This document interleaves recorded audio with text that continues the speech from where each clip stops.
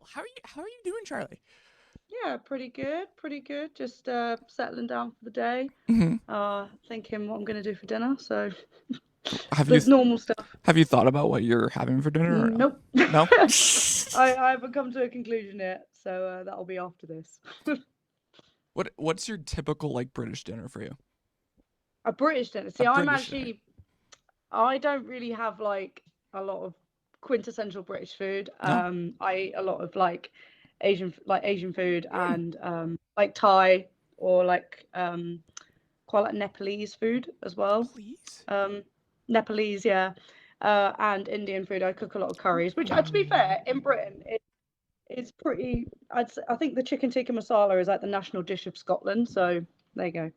Okay, cool. So Yeah. so you can handle spice then, is what you're Oh saying. yeah, yeah, yeah. I'm fine with spice, but a lot of curries, like normally aren't that spicy. It's just particular ones, Okay. that are. It's So not yeah. bad. Cool. I hate British food normally. I do love a roast. I had a Hmm. roast on Sunday, but other than that, like I don't really eat a lot of, you know, Yeah. sausage rolls and whatever the fuck else we eat. I don't even know. See, I really want to try your guys' food in like Britain so badly. Like it's a What must for me. specific food? Uh, so I have this like honestly, every single time I talk to a British person, I'm like, I need to try Nando's. I don't get what the deal is for Yeah, Nando's. do you know what though? That's fair. Like everyone shits on Nando's, but it's basically fast food, but Okay. it's nice. It's kind of like uh restaurant fast food, so it's a bit nicer Okay. than like a takeout from like I don't know McDonald's or Taco Bell or whatever. But Hmm. but it's not like a fine. Don't go there expecting a fine dining experience. That's always pisses me off about people. They're like, oh, Nando's is shit. I'm like, it's the equivalent of going to McDonald's, but just a bit more. Like, so what did you expect, kind of thing. So Yeah, yeah. I get it. Okay, cool. Going into the music stuff now. It's always fun, and I honestly I just like to just talk with people. That's the thing too. So I did an emailer with you guys like 3 years ago, and I talked to John Cass about like 2 years ago exactly about Ultraviolet's release, Yeah. which we mostly talked about like honestly RuneScape the whole entire time. That's all we talked Yeah. about. It was great. Classic. But I don't think I ever found out from you guys why the name As Everything Unfolds. Oh my god. Do you know what? This is not a me question. This is a George question. Wait, really? Yeah, I wasn't in the band when it was named. Um, Oh. but so but I'm pretty sure we've told it enough times. But again, Mhm. I am like, I don't. It's not a direct thing, but so we had a guitarist called Alex Payton, before I went, and it was Payton and Adam were original members, and I can't remember what it was. There was a name before it, and then they were. I think George joined the band at this point, and John had joined the band, and they were all having this internal argument about the band name. And then I think Adam did the classic, like, "Well, you come up with something better then," kind of thing, like. And I think Peyton just went, "Oh well, as everything unfolds," like, cause Okay. and it's basically a play on of Okay. the story so far. Okay. That That yeah. that's where it comes from, as far as I'm aware. I'm pretty sure I've heard it enough times that that is the story. Honestly, that's a cool way on how you guys got a name, honestly. I'm fine with that. Okay. Yeah, it's a little bit less boring than normal. So It's cool. Honestly, it's better than most bands that they're just like, okay, let's go in like a generator name thing online, right? yeah, yeah. But yeah, cool. So, of course, I mentioned Ultraviolet. It's now 3 years ago since that record ish. 3 years ago, I think like a month or two, give or take. Yeah. I think it'll be 3 years. Again, I'm really bad with numbers. No, good. I think it's 3 years in April because we or Hmm. March. We love releasing albums all around the same time. Yeah. So it gets very confusing. It's like spring release for you guys, honestly. Like Yeah, that's we your do. guys' We love yeah. a pre-festival season, pre-summer release. It's always been kind to us, and I think that's why we kind of stick to it. Cool. Okay. By the way, I'm still like weekly listening to like Daylight on that record. Like, Interesting. dude, honestly, it's probably my top 5 song of all time, Charlie. No joke. Interest. That's so interesting because like I really like that one, but I think it's a classic. Like instrumentally, I get why the Hmm. boys don't like it. There's not a whole lot going on. Yeah. Same as Rose Bouquets. I really liked it. I really like Daylight as well because I think it gave me the space to kind of do more stuff. But I completely get why, you know, at the end of the day, it's not a big single song, but Yeah. it's nice to know people actually listen to the album tracks and enjoy them as well. Hmm. Yeah. But you have a new record coming out April 10th. Did you ask to be set free? Yeah. Did you ask to Yeah. be set free coming out? Yeah. Coming out. Are you excited? Yeah, like Hmm. it's it feels a bit surreal. Literally, we got hang on. We got these in the post the other Oh, you day. got the vinyl. Yeah, so it's very cool. So we actually have it in my hand now, which I think has helped with a bit of the like reality of it. I think because Hmm. when it's all, you know, it's because I'll be honest with you, and you know, bands can sympathize with this. A lot of being in a band is emails, admin, Yeah. you know, chasing people, you know, logistics, all that kind of stuff. And I feel like when you hold it in your hand, you kind of go, oh wow, we've actually made something. Yeah. You know, because you can get so wound up in all the bureaucratic stuff that Hmm. it's quite heavy going, and it's been a heavy going time for all of us for like the last sort of 2 years. Hmm. And I think that, you know, I think the album kind of felt like it was recorded or sorry, written in two halves and 2 points in time, which it was, you know, like for all of us. And it was hard to kind of see it as one thing, one product Okay. until now, where like now it kind of feels like, oh, okay, it's a cohesive listening experience rather than songs then and songs that were written now and blah blah blah. So Hmm. it's yeah, it's nice. Cool. What's the process? What was the process like for making this record for a single? Or honestly, Uh, even the songs in general. Like, what was the process like for making this records? so we didn't change it up too much Hmm. from UV. It was more kind of like John. So John works as a producer for his job. So he actually ended up getting his own studio Hmm. about halfway through writing this record, which also contributed to like, you know, the dynamic switch up as well, which yeah, it allowed him to take more of a sort of lead role Nice. in producing as well, which was fun. And it was like a natural progression. It didn't Yeah. feel like, you know, it wasn't like removing Adam from the driver's seat. It was just kind of a, yeah, it's John's studio. John does his thing. Like, yeah, do you know what I mean? So Hmm. it was a very natural progression onto there. And um How about for yeah, we like just kind lyric making for you though? That's the thing. Like, of how is it like for like writing lyrics on this record for yourself though? um it was kind of, I really wanted to do, I've always been like a big concept record person. Hmm. But at the same time I don't really know if, I don't want to say I don't have the capability, because it's like I don't know. I don't know Yeah. where things will go, but like I feel like I really struggle to create like a concept record from the beginning. And the way we work, the way we write doesn't lend itself to a concept record. When you write a Oh. concept record, you write song 1 to song 13 almost like, you know, Yeah. in one go. The Yeah. way we kind of just write and then bang it all together at the end. You can't write a concept record like that. Right. It doesn't work.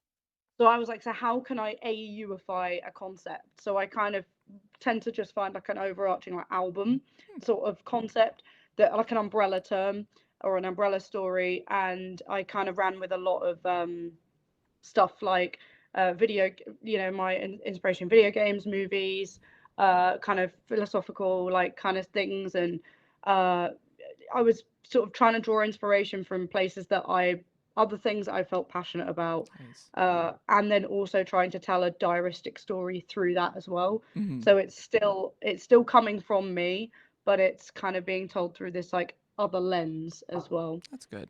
Cool. Did you leave any RuneScape references for yourself in there or no? No, not Damn. this time. Do you know, Mm. I've not touched old school for a while. What?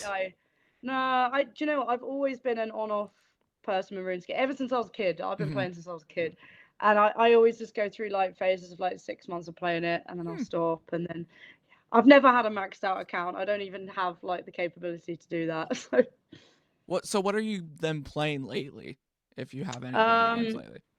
I've been playing a Baldur's Gate campaign with Okay. somebody, and I mean, I've already completed it Hmm. before, so I know what's going on. But actually, twice before, tell a lie. I play like, you know, like fun games with my friends online and stuff like Are We There Yet, Peak. You know, just kind of, you know, nice like Yeah. fun stuff in the evening. You know, because I live by myself, so it's kind of like it's good to kind of keep myself socialized, Hmm. especially in the week. It's good to kind of like, you hop on in the evening and you play some games, and it's nice. It's good fun. But Nice. in terms of big games, I've just downloaded Cyberpunk because Oh. I've been told by everybody, and I know it. It's literally downloading right now, that I need to play it, and I've been sort of doing that thing. Where I'm like, yeah, I know. Right. So I'm sort of over album release. I'll switch off a little bit. I tend to kind of like take a bit of a, I turn my phone on do not disturb and kind of Hmm. just let things happen. But I might take the time to play it over that. Nice. That's the same thing for me for Hogwarts Legacy, where it's like I need to play it, but I haven't yet, and I haven't like on my Steam library. I just need to hit the download button and actually like, yeah, Yeah, yeah, there's so many games like, and, right. and it's, yeah, and I'm such a creature of habit. Like I go back to the same games. Like 7 Days to Die is one of those like I always go back to as well. Just again, it's just like sometimes you don't want to start something new. Sometimes you just want to go and play something that you Hmm. know what to expect. Yeah, true. So, how's the fans like in the new music though? Like the new single so far? It's been good. I think the Hmm. response, like Set and Flow, was a bit of a jarring one first, but we Yeah. kind of knew that that was going to be the case. Like that was, we thing is, you know, we did that first knowing what everything else was going to be after it. So we were pretty confident about it because we thought, let's go in all guns like blaring with like the most ridiculous single we have. Yeah. Or, and it's not that we picked it to be antagonistic. We like the song. We think it's fun. And it really sets the tone for the concept of the record. I really liked the sort of, neo noir visuals kind of being the first thing that came out the gate, Hmm. kind of like that real juxtaposition from UV. Like I really wanted to be like, we're leaving that Yeah. behind now. Um, uh, yeah, and that was a fun one to do. I think it's still one of my favorite songs as well, off the whole record. And actually, I'd say for most of it is. But Nice. yeah, Yeah. I did get like a release link and everything. Honestly, really great. Right. It's on. For me, it's been a toss up between this record and UV. Honestly, a yeah. lot. I'm like, this is so damn good from you guys. Like, Oh it's no, I really good. appreciate it. Like, honest, I could talk to you for an hour about this record. Of like, I just want to deep dive on like single releases and just every single song on it. But we can't, of course. You probably are constrained to this, of course. But I'll keep it short. Um, yeah, the three songs I'm going back to the most is Denial, Find Another Mhm. Way, Yeah. and think I'm pronouncing this right. Reverie. Reverie. There you go. Yeah. Okay. Yeah. I don't know why I'm just toss up with those three a lot. No, it's interesting. Reverie is probably one of my favorites. Yeah. It was one of the later ones as well that was written. But find another way is a again, it's a weird one. Like Yeah. it we don't really know why. Like it's one of those songs where we're kind of like, we wrote it and it kind of did this thing and we just rolled with it. Mm, And we were just sort of like, why do we all feel so drawn to this? And yeah. like you kind of try and find a reason, but couldn't find it. But we were just like, well, there's clearly something in it. There's Hmm. something in it that is calling to us, calling to people. And everybody we've shown the record to, and Taylor included, who mixed it, he was like, I quite like Find Another Way. So it was kind of like, yeah, it was interesting, like to Nice. kind of hear all of that. And Reverie's just like, it's just a bit of a weird, like again, it's a bit of a Yeah. weird kind but that's what you get to do on an album. You get to kind of do those Hmm. weird You get to kind of middle. experiment. Honestly, you get to Yeah, have for fun. sure. Like that's when I Yeah, listened to. I just listened to it just before I got on. I'm like, yeah, this is just a mix of everything. Probably what you guys want to do with your guys' yeah, music. Honestly, right? yeah, for sure. We're at that point where like, the singles tend to do what the singles do, and the Hmm. album tracks is where we kind of get to like Have do a fun. little bit more. Because unfortunately the world is full of ticking boxes, and you kind of, if you don't, and not all the time, Sleep Hmm. Token have done very well not ticking boxes. Yeah. But it's one of those things that most of the time you have to try and, it's not that we're appeasing anybody because we're still writing the music we want, but unfortunately there are, you know, Yeah. things you have to do. Yeah.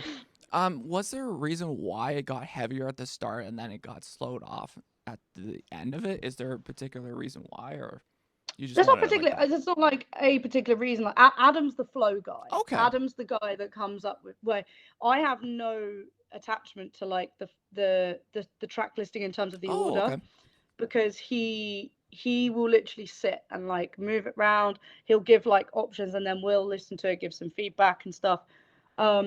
it's always just we don't, and again, this is why I can't write a concept record Yeah. with this band, because everything moves around, it Mm-hmm. changes. It's, because originally the reason why the album is called Did You Ask to Be Set Free is because Set and Flow was supposed to be the first song on the record. Really? So the first words were as I asked to be set free. So it was one of those things, and then it got moved because the flow, because I'm sorry, I have to look because I genuinely have no idea. You're Yeah, so good. Denial ends up being first, Yeah. and Set and Flow is it's the opening of side B on the vinyl. So Huh. it kind of does the same Yeah. thing. I would love to have more of a storytelling aspect with the track list, but Mm. again, we would have to do something so dedicated, and I just don't know if that's how we operate. Yeah. Um, so yeah, we just kind of pick the thing that we think works the best Okay, why sonically. why did you guys not do a breakdown on gasoline? I need to know. Didn't need it. You Didn't didn't need need it. it?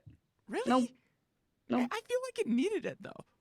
nope. No? Serve the song. No, it's not written because I feel like again, it's like we would have just been appeasing, like, said there's The things we masses, need to yeah. do, but Yeah. there's, yeah, and it's just like it's like I feel like we would have just been appeasing a tick box, and Mm-hmm. there's only so much of that we can do before we start to feel inauthentic in our writing. That's fair. Gasoline was written as like a feel good, like kind of, obviously lyrically it's not, Mm-hmm. but sonically it's like written as like a kind of festival, everybody off the floor, a bit like True. On the Inside Is, felt like home, like but that was kind of the equivalent of like on this record. Okay. So we were kind of like, well, I know On the Inside doesn't really have a proper it kind of has like a middle eight bit, but it doesn't have like a breakdown. Neither does Felt Like Home. Like, Mm-hmm. they don't need it. If they don't need it, Yeah. then they shouldn't have it. And it's interesting you say that, because there's been a couple of reaction videos and stuff, and people are kind of going, oh, it's coming, because I get it. It's like the dropout moment where it kind of has the build up, Yeah. but as soon as it slams into that chorus again, people go, oh, okay. Yeah. Yeah, yeah, it makes Yeah. sense. Like, but yeah, okay, it's a bit of a faux, like, haha, tricked you moment. But Right? I think that, like I said, the whole thing of that song is the chorus. Like, you're Mm-hmm. not waiting for the breakdown, you're enjoying the chorus, because it's True. just that kind of like tempo, Yeah. that upbeat kind of everybody's gonna get feet off the floor kind of vibe. Well, we hope. We haven't Yeah. played it yet. So, What song is the most personal to you on this record? okay. Oh, Setting Sun. Mm. Uh, Jamie, our drummer, Mm-hmm. my partner, passed away 2 years ago. Oh, so a year and a half ago, and it was kind of like, again, this is what I say about, like, the album was written in like two halves, Yeah. like, and I kind of like, and I think we kind of view it as like the songs before and the songs after, because some of them were written before and some were written after. Oh, I did not know And that. Okay. yes, so hang on, let me find the list again. Yeah. So I think I'm just trying to find. So Reverie, and Setting Sun were written afterwards. Oh, okay. Yeah, and Setting Sun is kind of like a kind of like song that I wrote for everybody in grief. Mm-hmm. Like, it's kind of like you know, we all go through some form of grief, and you're not in it alone. And like, I kind of just wrote it as it was about, again, it was about me, but it's about like kind of sharing grief. Yeah. And like, we're always waiting for the end to come, True. like always waiting for the warmth of the setting sun. Like, you're waiting for every day to pass, hoping that the next day will be better, and it isn't. And but again, it's kind of like a song for everybody, is how I Mm-hmm. kind of describe it. So I think it means the most. And I think that's why we kind of put it last. It was kind of like, it was, that one was definitely specifically chosen to be last, because we were kind of like, makes the most sense, like, Yeah. to have that there being like that, the almost centerpiece of like, people can sit on that for a minute and just take it in, because I feel Mm-hmm. like going into like Gasoline after that would have just done it a disservice. So we were kind of like that. Yeah, that one definitely, for sure. That's good. Okay. Yeah, if you did put gasoline, then I'll be like, man, you ended off like that. How come there's not anything else, right? But Yeah, that, yeah, yeah, yeah. yeah. So, what's something you hope fans take away from this record compared to um Ultraviolet? if you want to, you can. Mm-hmm. Like, I think that we've been through so much, and I Yeah. think that the more we're realizing is how hard this record was to make Mm-hmm.